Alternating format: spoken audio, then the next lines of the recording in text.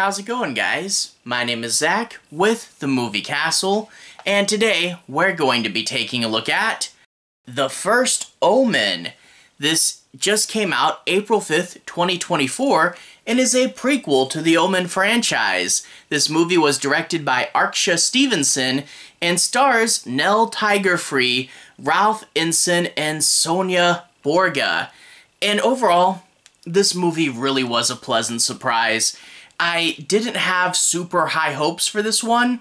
I mean, there are several things, you know, the idea that it's called The First Omen, and we just recently had that whole thing with The First Purge, and not gonna lie, it's not the movie's fault, but Exorcist Believer recently came out, and The Exorcist and The Omen are kind of similar franchises. You have a really notoriously bad Exorcist movie, a lot of people aren't going to have hopes for the new Omen movie.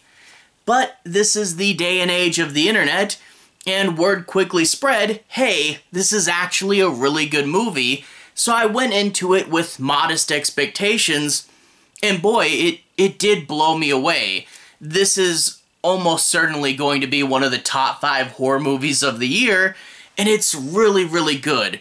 Really dark, really grim, really grungy. It's definitely a hard R, and I do really like that when it shows you the visuals. Like, it's not an Evil Dead gore fest or anything, but there is some dark and disturbing gory moments, some dark and disturbing visions. When you get to the visuals, it doesn't hold back, and not everyone's going to be able to take it, but if you want good, grim, dark horror, this is here. Also, the cinematography is just absolutely beautiful. Like, it's grim and bleak, sure, and there would be temptation from bad cinematographers to just let everything be freaking gray, which I hate, but it's not gray.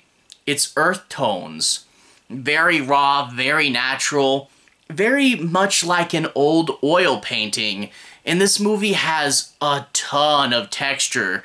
Like, I wanted to reach in and touch the movie at times. It's really good cinematography, but they're also shooting Rome, which looks amazing as is. So yeah, the movie looks really, really cool, but also when it does stuff that shouldn't work, it somehow does. For example, there are vision scares in this movie, and there are also blatant callbacks to the first.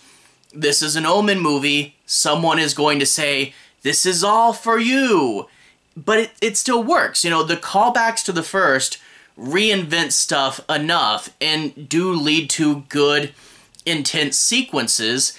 And also the visions, yeah, I mean, they are just visions, but they're not cheap jump scares by any means. And they are, again, good, disturbing imagery. And I really do like the way that this takes all this stuff, this takes this atmosphere, and really does say, you know, illustrate going down this dark and creepy conspiracy, realizing your grim reality, and taking, you know, ideas of just grim and dark reality with horror surrealism, and letting that pressure, that bubble, just seep and set over you. It's really good. And plus, to be honest, in the first Omen movie, you got a hint where baby Damien came from, but it wasn't ever fully explained, and that allowed lots of mystery, but it was a definite hole where we could fit a movie.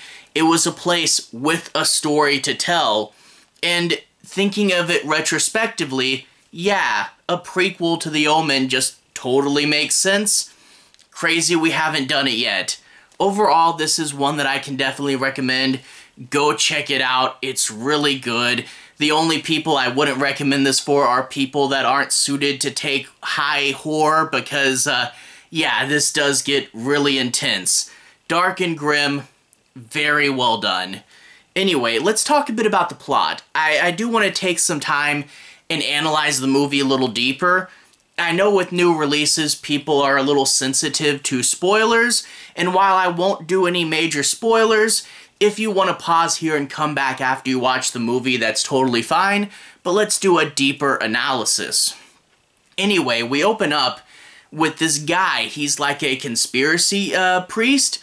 We actually find out later that he was kicked out of the Catholic Church because of him digging around.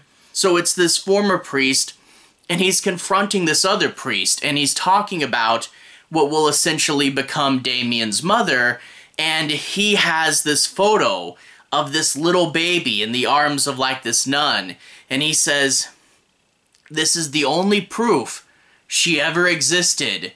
And if you just looked at this photo and you didn't know, it'd be hard to believe she wasn't entirely human." That's a good setup. And of course he's going to confront the priest for his involvement, and he'll say, "This is darker than you could ever imagine." And then nothing at all scary happens at the end of that scene, don't worry. But we jump to our main character. She's this nun, and she's followed a priest that helped raise her, influential guiding role model figure. She's followed him to Rome, and she hasn't taken her vows yet, so she's got a little bit more work to do before she becomes an official nun. And yeah, we're in Rome. We're going to get nice old architecture, art, 1970s political turmoil. Yeah, I do like the political angle here. I like how it talks about, you know, like I've said this, at least to people in real life, the 2020s does feel a ton like the 1970s. A grim outlook on life, a general distrust and anger, and a feeling of hopelessness. Yeah, we can see lots of parallels, especially with all this good grungy horror that's coming out lately. We are in the new 70s, so she hasn't taken her vows yet, and she's hanging out in the Abbey. And in the Abbey is going to be this disturbed little girl. She gets in trouble a lot, she's biting people, she's in general creepy, and a lot of people try to shun her, but this new nun is going to say, "Hey, I was a troubled kid in my youth as well. It's okay. We can get through this." And she starts to bond with this troubled kid and try to look after her. And we find out one of the things she had trouble with when she was young was she would get disturbing visions. And these visions, she would try to say, "Oh, it's not real. No one likes me to talk about these. I'll push them to the back of my head." But when she gets to Rome, they start to heat up again, start to show her disturbing things. Again, they prove their worth, and they're not just cheap jump scares. They build into the dread. They are omens, if you will. So I guess that does make sense. But anyway, she starts to care for the girl. You get daily life with these nuns, and I do like how the nuns aren't perfect people. You get a group of nuns peeling potatoes and making inappropriate jokes about the milkmen. And then there's like her roommate, and her roommate's like, "Hey, you haven't taken your vows yet." And they go out and go to a disco party, and you get to see that feeling of, you know, 70s recklessness, and how she's not really a part of this culture, but part of her is curious about it. And you know, that kind of fracture at the beginning fracture that will go into all this, and we get to see her start to spiral, and it is a good spiral. It starts off a little slow and then builds bigger, and you can tell something's up, and then she'll eventually cross paths with the conspiracy priest, and we will get farther and farther into the plot. And I do like when you find out, and no major spoilers, but obviously in the original Omen, the Catholic Church did give him the baby, so you knew that they were up to it in some way. And when you find out about this secret cult, I guess you'd say, within the church, their motivations and what they're doing really makes sense, and ties into this grungy, distrustful 70s atmosphere. And yeah, it all plays out really cool and interesting. A bigger and bigger sense of oppression, leading to some super dark moments at the ending. And yeah, very, very freaking grim. But overall, a really good prequel, the best one since the first. I was actually thinking about this. Last year we had Godzilla -1. easily the best Godzilla movie since the first one. And now we get First Omen, which is the best since the original as well.